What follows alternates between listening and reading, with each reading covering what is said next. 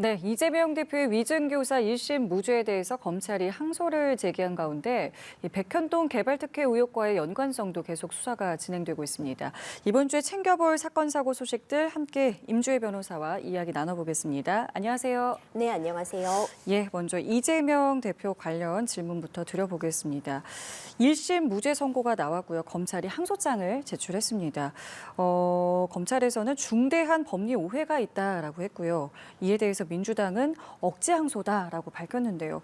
쟁점 사안은 어떤 게 되겠습니까? 그렇습니다. 이재명 대표의 위증 교사 혐의에 대해서 1심 판결에서 무죄가 선고되었습니다. 사실 검찰의 항소는 어찌 보면 당연한 수순이라고 보여집니다.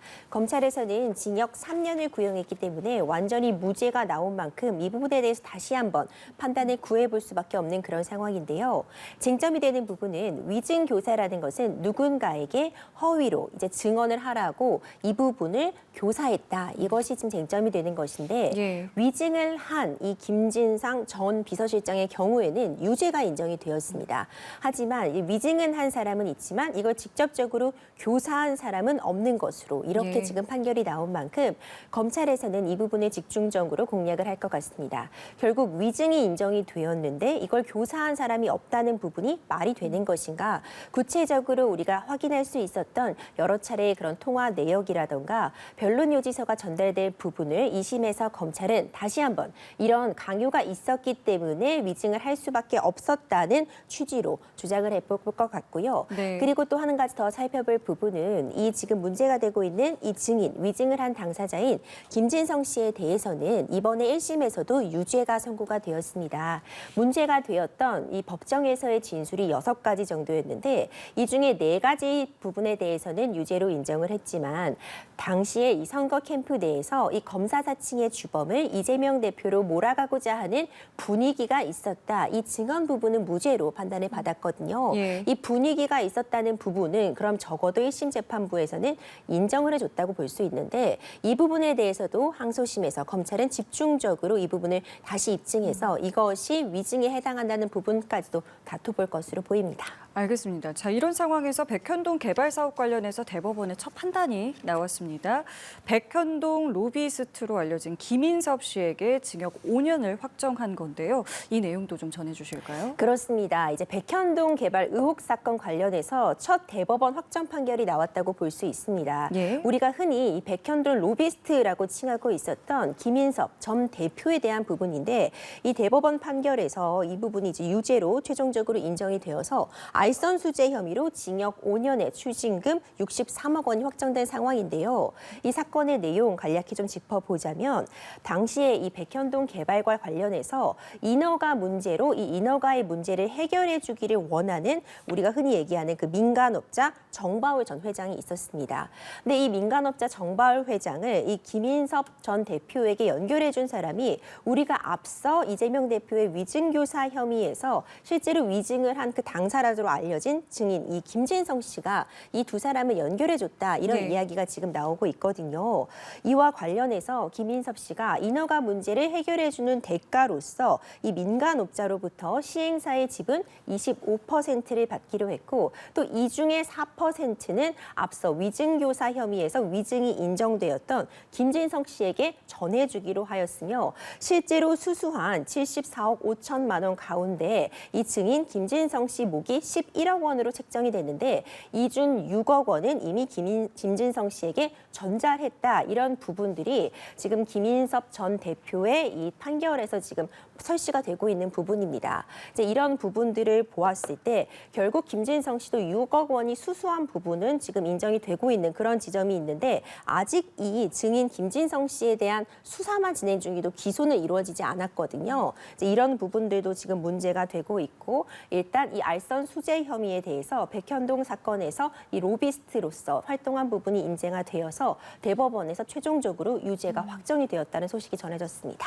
지금 변호사님 말씀 중에 이 기소가 미뤄지고 있다라고 하셨잖아요. 그렇죠. 근데 민주당에서는 지금 이것을 조금 이제 의심의 눈초리로 향해 가고 있는 것이 이게 기소를 미루고 재판을 협조하는 그러니까 우리가 흔히 말하는 이제 플리바게긴 아니겠느냐 이제 이런 의심이 있는데 어떻게 좀 볼 수 있을 것 같으세요? 그렇죠. 이번에 대법원에서 이 알선 수재 혐의로 확정 판결을 받은 김인섭 전 대표와 김진성 전 실장이 어찌 보자면 함께 공범적인 그런 구조를 띠고 있는데 지금 검찰에서 김인섭 대표에 대해서는 대법원 유죄 확정 판결이 나올 때까지 예. 이 김진성 전 비서실장에 대해서는 아직 수사만 진행 중이고 기소가 이루어지지 않고 있는 점을 문제 삼고 있습니다. 네. 이것이 검찰이 우리나라에서는 인정이 되고 있지 않은 그러니까 유죄 협상, 플리 바게닝을 시도하면서 이 김진성의 경우에는 이재명 대표와 지금 연관되어 있는 재판이 총 두 가지라고 볼 수 있죠. 이 백현동 개발특혜 사건과 더불어서 위증교사 사건에서 긴밀하게 연관이 되어 있는데 이 중에 어찌 보자면 이재명 대표에게 좀 더 불리한 부분을 좀 진술을 받아내려는 그런 시도가 아닌가 이런 지금 의심의 눈초리를 보내고 있고요. 이에 관련해서 검찰은 그런 일은 전혀 없다고 맞서고 있는 상황입니다. 지금 수사나 보강 수사가 필요하기 때문에 아직까지 수사가 진행 중인 상황이고 이 수사가 종료가 된다면 당연히 문제되는 지점에 대해서 김진성 씨에 대해서도 이 알선수재 혐의에 대한 기소라든가 그 외의 조치를 진행할 것이다 이런 입장을 밝히고 있거든요. 예. 그러니까 아예 이렇게 기소가 순차적으로 일어나는 일들이 없는 것은 아닙니다. 이전에도 대표적으로 굉장히 오랜 수사로서 알려졌던 론스타의 외환은행 그 매각 의혹 사건의 경우에도 순차적으로 기소가 이루어지면서 처음에 수사가 진행된 건 2005년이었지만 론스타 회장에 대한 조사와 기소가 이루어진 거는 그보다 몇 년 지난 다음에야 순차적으로 예. 이루어졌던 사안도 있긴 한데 예. 이번 사안 같은 경우에도 워낙 국민들의 관심이 집중되고 이 사안 자체가 굉장히 중요한 만큼 검찰에서도 보강 수사가 완료가 되면 그 이후의 조치는 진행할 것으로 보입니다. 자, 그렇다면 김인섭 씨에게는 어쨌든 이제 대법원에서 징역 5년 유죄 확정 판결이 나온 것이고 이것이 앞으로 이제 이재명 대표의 재판에는 어떤 영향을 줄 것이냐 이 부분도 상당히 좀 관심인데요. 그렇죠. 일단 영향을 서로 주고받을 수밖에 없는 관계이긴 합니다. 이 예. 백현동의 이 개발 특혜 의혹과 관련해서 인허가 문제를 해결해달라고 부탁한 사람이 있었고 실제로 그에 따라서 이제 뇌물을 받은 사람이 지금 문제가 되고 처벌까지 이루어졌잖아요. 네. 그렇다면 이 백현동의 부지 관련해서 이 인허가 문제를 해결하고 각종 특혜에 관련한 문제에 대해서 이 이재명 대표가 어느 정도 관여를 했고 알고 있었는가 이런 부분들이 이재명 대표의 재판에서 영향을 끼칠 수밖에 없는 그런 상황으로 보이고요. 관련해서도 이제 여러 진술들이 문제가 되고 있습니다. 이 백현동의 부지 변경 같은 부분은 이재명 대표의 판단이 아니라 뭐 국토교통부에 따른 어떤 가이드, 압박이 있었기 때문이다. 이런 진술들도 사실 문제가 되고 있었기 때문에 결국 이번에 이 백현동 로비스트 이 김인섭 씨에 대한 알선수재 유죄 판결에 나오고 있는 많은 사실관계들이 또 그대로 이재명 대표의 이 백현동 재판에서도 인용이 된다거나 아니면 그대로 인정될 가능성들이 있기 때문에 결국 이 재판 결과에는 서로 영향을 주고받을 수밖에 없다고 평가할 수 있습니다. 알겠습니다. 주제를 좀 바꿔보겠습니다. 그룹 뉴진스와 소속사 어도어 간의 전속계약 해지 분쟁이 시작됐습니다. 그 시작은 뉴진스가 이제 사실상 계약 해지를 통보한 건데요. 이 굉장히 좀 이례적인 상황인 것 같고요. 이 계약 해지 통보라는 것이 이제 법적으로 어느 정도 유효한 건지가 상당히 좀 궁금합니다.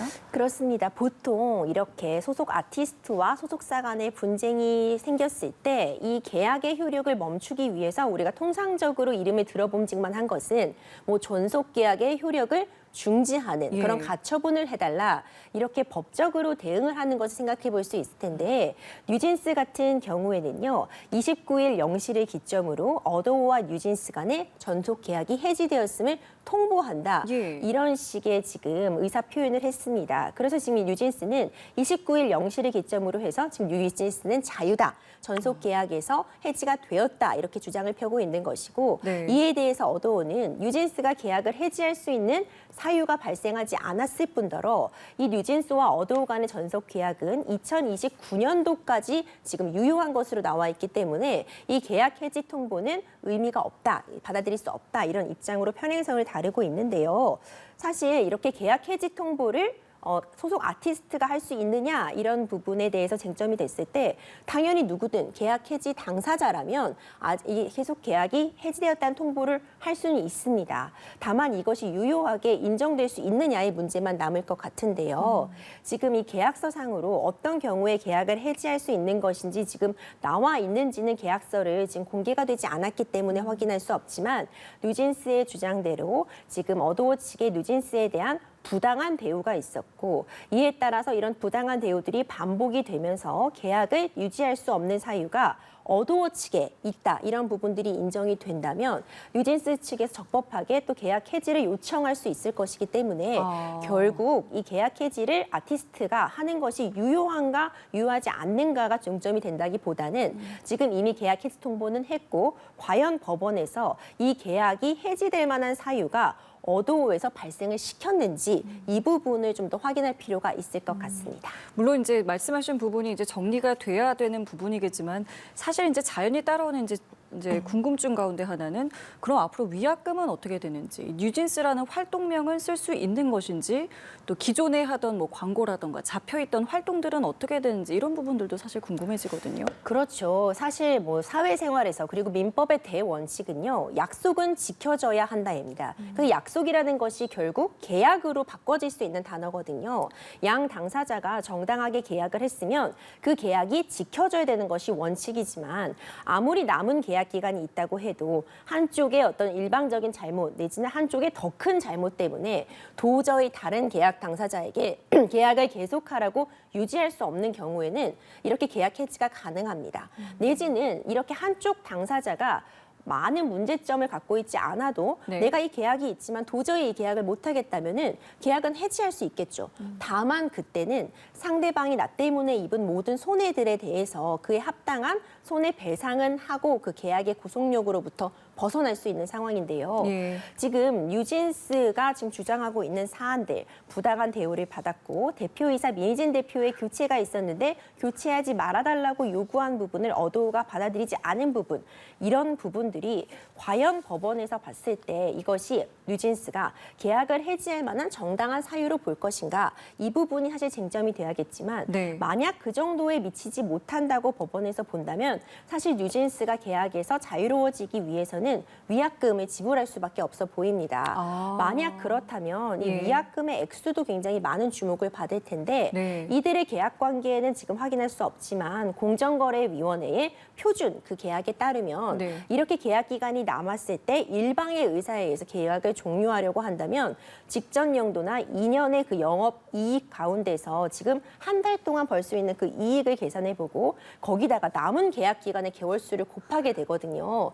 그렇다면 뉴진스가 굉장히 큰 인기를 얻고 있기 그렇죠. 때문에 계약 기간도 5년 가까이가 남아 있어서 그 액수가 4천억 원에서 6천억 원으로 추산이 되고 있습니다. 물론 이것이 법원으로 가게 된다면 충분히 감액이 많이 될 것이라고 예측이 돼요. 예. 하지만 많이 감액이 된다고 해도 만약 뉴진스의 주장처럼 상대방 측의 계약을 해지하는 그런 주요한 사유들에 대한 귀책이 많다, 이 부분이 입증이 되지 않으면 일부라도 이 위약금은 지불해야지만 이 계약, 뉴진스가 계약으로부터 자유로워질 수 있어서 많은 법적 쟁점이 남아 있다고 보이고요. 그리고 한 가지 더, 뉴진스는 그 해당 기자회관에서 계약의 종료, 그러니까 계약 해지를 통보하면서 그러니까 뉴진스라는 이름은 계속 사용하고 싶다는 입장을 밝히기도 예. 했습니다.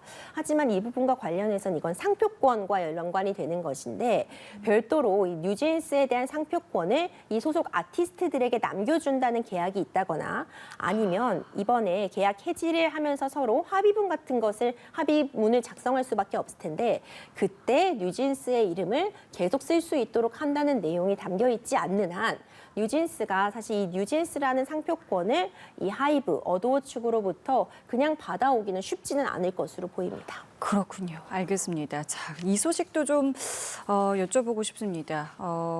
생후 2개월 된 아들을 폭행해서 숨지게 해서 징역 7년을 선고받은 30대 남성이 있었는데요.